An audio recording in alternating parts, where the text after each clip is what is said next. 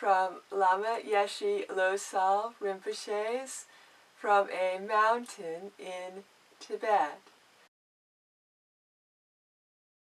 I was also receiving a profound lesson in two of the key tenets of Buddhist teaching: impermanence and compassion. I was learning once again that nothing lasts forever. We can choose whether to regard this as a tragedy or a liberation from self-centered concerns, and an opportunity to practice compassion towards ourselves and others. I always say that in Buddhism, mind is king. And how we view things is key. When we witness suffering, and even more so when we experience it for ourselves, our heart and mind can awaken to compassionate action. The tough times become an opportunity to learn, to empathize, to turn towards the positive, and to change.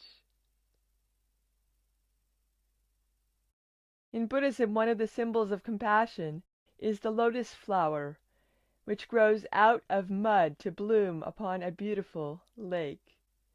The seed for the flower of compassion germinates in the stinking mud far below the water's surface.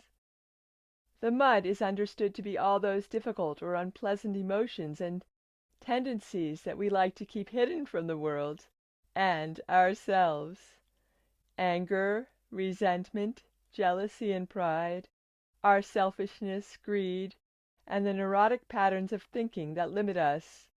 They are all part of the mud. Typically, we want to get rid of this festering mulch in our hearts and minds, but actually it's more constructive to see it as the manure for the seed of compassion. If there was no mud, then the seed would not germinate and grow up through the waters of the lake, and finally burst into flower in our conscious experience, and manifest in our daily life. So rather than try to clear our minds of all negativity, which seems impossible, we can welcome the feelings that make us uncomfortable as a source of transformation. When we face them and engage with our pain and the pain of others, the seedling of compassion begins to grow. We nurture it by being mindful and by practicing patience and kindness, until eventually it bursts into flower.